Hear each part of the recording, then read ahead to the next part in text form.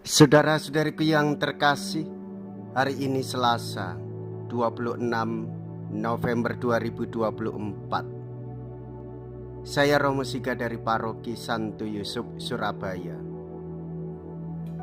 Dalam nama Bapa dan Putra dan Roh Kudus, amin. Dua gambaran bertentangan mengenai akhir zaman ditampilkan dalam bacaan hari ini. Yohanes menunjukkan kemenangan putra manusia dan saat panenan. Dalam Injil, Yesus menceritakan apa yang akan terjadi sebelumnya.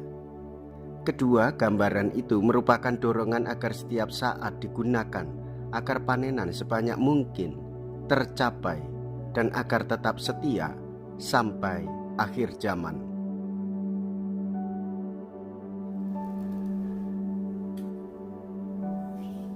Tidak ada satu batu pun akan dibiarkan terletak di atas batu yang lain. Mea culpa, mea culpa, mea maxima culpa. Marilah kita berdoa. Allah Bapa kami yang Maha Kudus, semoga kami bersedia mendengarkan sabda Yesus Putramu yang akan menunjukkan jalan kehidupan kepada kami umat manusia. Sebab dialah Putramu Tuhan kami yang hidup dan berkuasa bersama dengan Dikau dalam persatuan Roh Kudus, Allah sepanjang segala masa. Amin. Tuhan bersamamu dan bersama rohmu. Inilah Injil suci menurut Lukas. Dimuliakanlah Tuhan.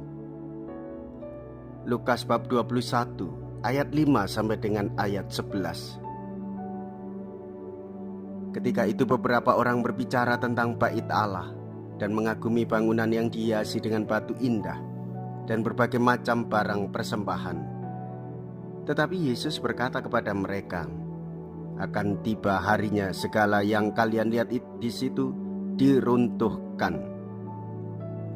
Dan tidak akan ada satu batu pun dibiarkan terletak di atas batu yang lain. Lalu murid-murid bertanya, Guru, bila manakah hal itu akan terjadi? Dan apakah tandanya kalau itu akan terjadi? Jawab Yesus, waspadalah, jangan sampai kalian disesatkan. Sebab banyak orang akan datang dengan memakai namaku dan berkata, akulah dia, dan saatnya sudah dekat. Janganlah kalian mengikuti mereka, dan bila kalian mendengar kabar tentang perang dan pemberontakan, janganlah kalian terkejut. Sebab semuanya itu harus terjadi terdahulu, tetapi itu tidak berarti kesudahannya akan datang segera. Kemudian Yesus berkata kepada mereka, bangsa akan bangkit melawan bangsa dan kerajaan melawan kerajaan. Akan terjadi gempa bumi yang dahsyat, dan di berbagai tempat akan ada penyakit sampar dan kelaparan. Dan akan terjadi juga hal-hal yang mengejutkan dan tanda-tanda yang dahsyat dari langit. Demikianlah sabda Tuhan. Terpujilah Kristus. Saudara-saudariku yang terkasih, Tuhan Yesus mengungkapkan bahwa bait Allah akan dihancurkan. Karena apa yang ada di dunia ini bisa jadi hancur secara alami atau memang dihancurkan.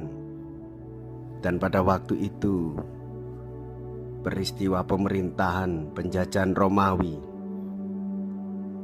Saudara-saudariku yang terkasih, demikian juga diungkapkan akan ada peristiwa-peristiwa besar berkaitan dengan kekerasan. Satu dengan yang lain membuat hati setiap orang mengalami kekhawatiran dan ketakutan. Terjadinya pemberontakan, terjadinya pembunuhan, bangsa melawan bangsa, kerajaan melawan kerajaan, terjadi peristiwa-peristiwa alam dan kejadian, gempa bumi, Bahkan orang akan mengalami sakit penyakit dan kelaparan. Dan bagaimana dengan kita memikirkan akan hal itu? Saudara-saudariku yang terkasih, Yesus menyampaikan pesannya supaya kita ini tidak takut, tidak khawatir, dan tidak cemas, karena kita memiliki harapan kedatangan Tuhan untuk kedua kalinya. Karena kita memiliki harapan, Yesuslah yang memberikan keselamatan dan penyertaan kepada kita. Karena kita memiliki harapan, meskipun dalam situasi apapun kita hanya beriman kepada Tuhan Yesus yang memberikan hidup dan keselamatan bagi setiap orang. Jikalau kita berani hidup menderita dalam Yesus, maka kita pun akan dipermuliakan di dalam Kristus. Terpujilah nama Yesus, Bunda Maria dan Santo Yosef untuk selama-lamanya. Marilah kita berdoa. Allah Bapa kami di surga, janganlah menghakimi kami bila sudah tiba saatnya, tetapi limpahkanlah belas kasih-Mu berkat Yesus Putra-Mu terkasih, yang telah menanggung beban kehidupan kami dan kini hidup dan bertahta sepanjang segala masa. Amin. Tuhan beserta kita, sekarang dan selama-lamanya. Semoga Allah yang Maha Kuasa memberkati saudara sekalian, Bapa dan Putra dan Roh Kudus. Amin. Saudara-saudariku yang terkasih, pergilah, ibadah sabda sudah selesai. Syukur kepada Allah.